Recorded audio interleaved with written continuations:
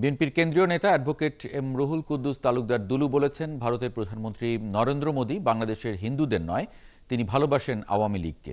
শনিবার বিকালে নাটোর সদর উপজেলার পণ্ডিতগ্রাম উচ্চ বিদ্যালয় মাঠে ছাতনী ইউনিয়ন বিএনপির আয়োজনে অনুষ্ঠিত বিজয় সমাবেশে এসব কথা বলেন। এতে উপস্থিত ছিলেন ছাতনী ইউনিয়ন বিএনপির সভাপতি জালাল উদ্দিন মোল্লা, দুলুর মেয়ে ব্যারিস্টার তাসনুভা তাবাসসুম রাত্রি, নাটোর জেলা বিএনপির আহ্বায়ক শহীদুল ইসলাম বাচ্চু, সদস্য সচিব রহিম নেওয়াজ সহ অনেকে।